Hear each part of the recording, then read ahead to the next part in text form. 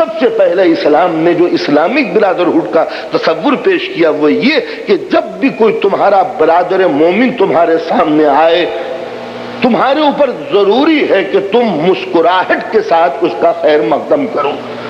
اپنے بھائی کو دیکھ کے مسکرانا اسلام کی سب سے پہلی ادا ہے کہ جب تمہارا بھائی برادر مومن سامنے آئے تو تم مسکراؤ گے ضرور۔ کسی نے امام سے ایک مرتبہ امام نے فرمایا کہ تم زکوٰۃ کیوں نہیں دیتے؟ سوال تھا کچھ دینے کا، کہ زکوٰۃ دو۔ انہوں نے کہا کہ حضور میرے پاس کچھ نہیں ہے، نہ خمس ہے، نہ فطرہ ہے، نہ صدقہ ہے، نہ کوئی مد ہی نہیں ہے میرے پاس جو میں اسلام کو پیمنٹ کروں۔ کہا تمہارے پاس تبسم تو ہے، کم از کم اپنے برادر مومن کو دیکھ کے مسکرا ہی کرو۔ یعنی اگر تمہارے پاس پیسہ نہیں ہے سوسائٹی کے اسٹیبلشمنٹ کے لیے تو کم از کم مسکراہٹ اور محبت اور تبسم تو ہے۔ تو یہ اسلام کی سب سے پہلی چیز تھی کہ جب برادر مومن تمہیں ملے تو مسکراہٹ کے ساتھ اس کا خیر مقدم کرنا، سب سے پہلی بات مسکراہٹ ہے۔ دوسرا قدم اسلام نے رکھا ہے سلام کا۔ آپ یقین مانیے پوری دنیا اس وقت ایک ہی چکر میں مبتلا ہے، وہ ہے پروفٹ کے، وہ ہے فائدے کے، وہ ہے لابھ کے۔ جہاں لابھ زیادہ ہوگا وہیں پر آپ جا کے دکان پر رکیے گا۔ 10 دکانیں ہیں، پیٹرول کی فرض کیجیے پورے شہر میں، لیکن اگر ایک پینس بھی کہیں کم ملتا ہے تو آپ وہیں جانے کے لیے تیار ہیں کہ ایک پینس کا پروفٹ تو ہوا۔ تو معلوم ہوا کہ انسان اس قدر بزنس مائنڈیڈ ہے کہ ایک پینی کی خاطر وہ بہت دور تک سفر کرنے کے لیے تیار ہے۔ اسلام نے سب سے پہلے ابتدا یہی ڈالی کہ جو سلام پہلے کرے گا اسے ہم 70 ثواب دیں گے، جو اس کا جواب دے گا ہم اس کو 1 جواب دیں گے۔ اندازہ لگائیے کہ برادر مومن کو دیکھ کے مسکرانا الگ بات، پھر اس کے بعد کہتے ہیں کہ جو سب سے پہلے کرے گا میرے معاشرے میں، میرے سماج میں، میرے سوسائٹی میں، بات یہ ہے کہ جو بڑا آدمی ہوگا سب اس کو سلام کریں گے۔ مولانا کو سلام کریں، مولانا کے لیے ضروری نہیں ہے کہ وہ کسی کو سلام کریں۔ تو گویا یہ ٹیکس ہے میری بزرگی کا، چونکہ میں بڑا ہوں لہذا ہر آدمی کے لیے ہے کہ وہ مجھ کو سلام کرے۔ میں کسی کو سلام کروں گا تو گویا میری انسلٹ ہو جائے گی۔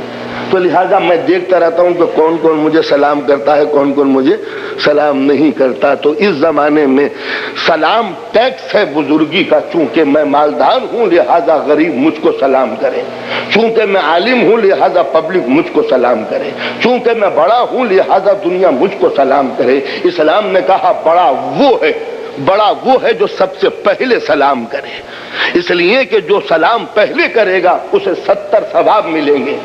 اب چونکہ سلام مجھ کو ملا ہے، میں نے کہا علیکم السلام، تو مجھے 1 ثواب ملا۔ آپ نے مجھے مولانا سمجھ کے کیا، 70 آپ لے گئے، 1 مجھے ملا۔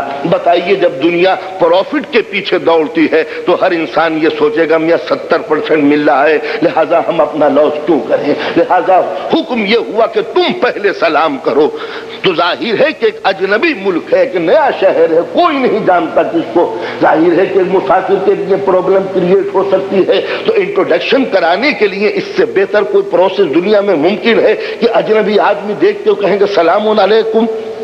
ظاہر ہے کہ یہ سب سے پہلا رشتہ ہے جو ہم ایک اجنبی دیش میں ایک اجنبی انسان کے ساتھ باندھتے ہیں، اس پر واجب ہو جاتا ہے۔ یعنی سلام کرنا ہے مستحب، کمپلسری نہیں ہے، مستحب ہے۔ یہ مستحب کہنا ہی بڑی خوبی کی بات ہے کہ دیکھتے ہیں مستحب کہہ کے سلام کون کرتا ہے، لیکن جس کو سلام کیا جائے اس پر واجب ہے کہ وہ جواب دیا جائے۔ تو مستحب کے 70 ثواب اور واجب کا 1 ثواب۔ اب اس کے بعد ہی منزل آتی ہے کہ آپ برادر مومن سے ہاتھ ملائیں، شیک ہینڈ کریں، خیریت پوچھیں۔ یہ سب سے پہلا انٹروڈکشن تھا ایک مومن کا دوسرے مومن سے۔ اس کے بعد بہت سی باتیں شروع ہو سکتی ہیں۔ امام فرماتے ہیں سرکار دو عالم سے بھی کسی نے پوچھا تھا کہ مومن کا حق دوسرے پہ ہے کیا؟ آپ نے فرمایا کہ جب سامنے آئے تو سلام کرو، نزدیک آئے تو اس سے ہاتھ ملاؤ، اور نزدیک آئے تو معانے کا گلے مل جاؤ، اس کی خیریت پوچھو، وہ ضرورت مند ہو تو اس کی ضرورت کو پورا کرو، وہ بیمار ہے تو اس کی عیادت کے لیے جاؤ، اگر وہ ضرورت مند ہے تو اس کی خواہشیں پوری کرو، اور اس کے بعد اگر اس کا انتقال ہو جائے تو تم اس کے جنازے میں شریک ہو، زندگی میں اس کے مددگار بنو، مرنے کے بعد اس کی اولاد کی مددگار بنو۔ تو اب ظاہر ہے کہ ایک سلسلہ مل جاتا، تم سے کوئی رشتہ نہیں ہے، لیکن رشتہ نہ ہونے کے بعد بھی یہ سب سے بڑا رشتہ ہے۔ اب حضور سرکار دو عالم فرماتے ہیں کہ تمہارے برادر مومن کا تمہارے اوپر 3 حق ہے جو تم کو ادا کرنے ہیں۔ ایک حق تو یہ کہ اس کی جان کی حفاظت تمہارے اوپر واجب ہے، کسی کی زندگی تم نہیں لے سکتے۔ وَمَنْ قَتَلَ مُؤْمِنًا مُتَعَمِّدًا فَجَزَاؤُهُ جَهَنَّمُ، جس نے ایک مومن کی زندگی جان بوجھ کے لی، اس کی آخرت میں کوئی پرسش نہیں ہو سکتی، وہ دوزخ میں جائے گا۔ تو معلوم ہوا کہ جان کی امانت یہ مسلمان پر واجب ہے کہ وہ دوسرے مومن کی زندگی کو بچانے کی کوشش کرے۔ دوسرا حکم یہ ہے کہ اس کا مال، مومن کا مال مومن نہیں کھائے گا، بلکہ مومن محافظ ہے مومن کے مال کا، چاہے کسی رنگ سے بھی کھائے، بہرحال کھانا ہے اگر اس کی مرضی نہیں ہے۔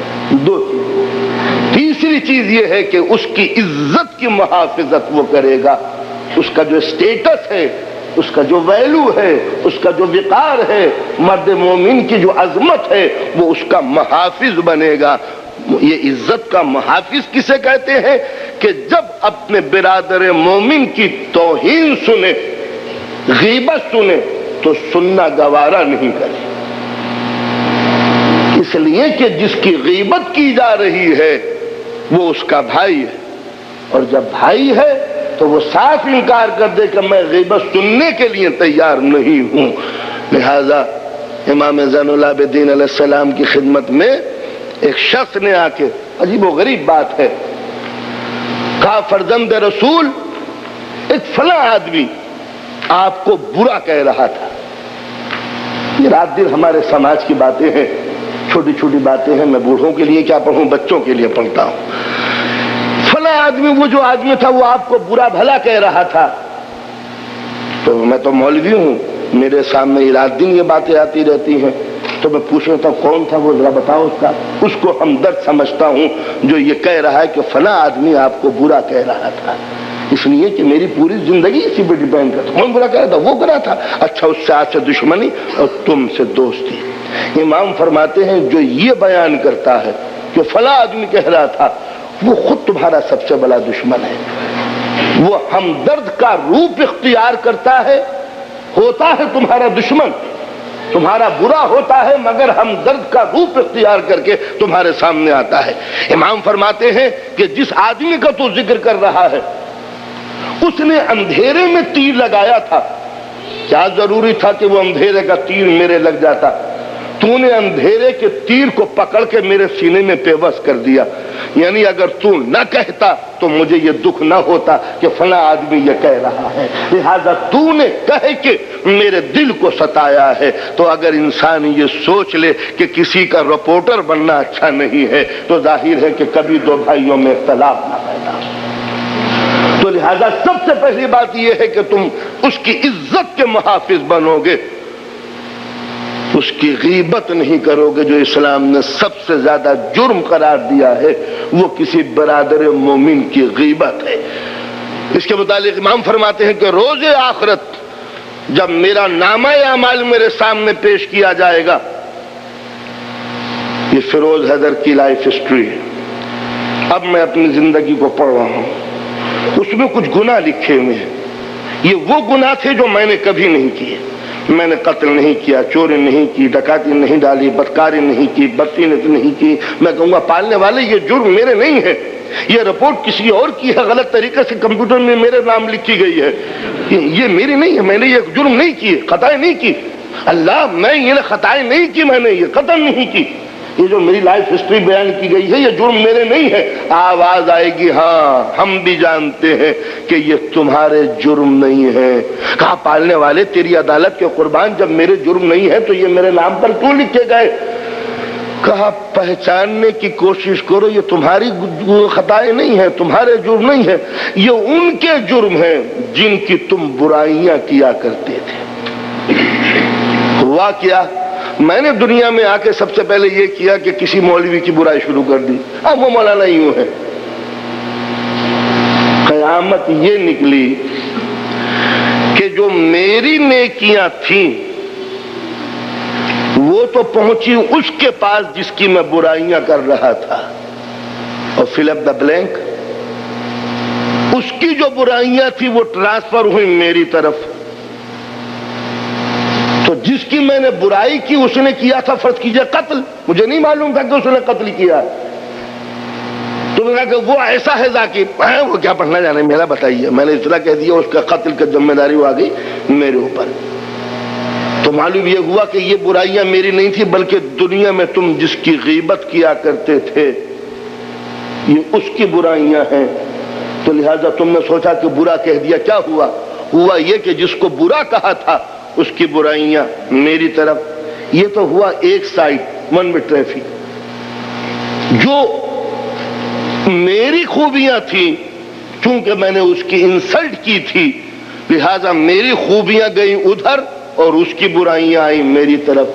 اب میں دیکھ رہا ہوں میں نے 15 حج کیے، اتنی زکاتیں دیں، اتنا خیرات کیے، اتنے امام باڑے بنائے، اتنے مدرسے بنائے، پڑھنے والے یہ تو میں نے نہیں بنائے، یہ کہاں سے لکھا گیا؟ انہوں نے کہا کہ یہ اس کی نیکیاں تھیں جو تمہیں برا کہا کرتا تھا، لہذا برا کہنے کی بنا پر بیلنس قائم کرنے کے لیے اس کی نیکیاں تمہاری طرف گئیں اور تمہاری برائیاں اس کی طرف چلی گئیں۔ یہ تھا وہ ایک برادر ہڈ کا تصور، کنسپٹ جو اسلام نے پیش کیا تھا کہ ہم اپنے ماحول میں رات دن اتنے عادی بن چکے ہیں ایک دوسرے کی برائی کر کے کہ ہم سمجھتے نہیں ہیں کہ اس کا ریئیکشن کیا ہو رہا ہے۔ آپ کو نہیں معلوم کہ جو ہمارا بینک بیلنس ہے وہ گھٹ رہا ہے، بس ادھر ہم نے کسی کی برائی کی، جیسے کوئی وائٹ چیک چلا گیا سائن کر کے، اب اس پہ جو چاہے لکھا جائے، تو لہذا ایک وقت وہ آئے گا کہ معلوم ہوا کہ کچھ نہیں، یہ تو معاملہ بیلنس الٹا ہو گیا۔ تو لہذا اسلامی تصور یہ تھا کہ تم اس کی جان کے امین ہو، تم اس کے مال کے محافظ ہو، تم اس کی عزت و آبرو کے محافظ ہو، امین ہو، اس کی موجودگی میں اور اس کی غیبت میں۔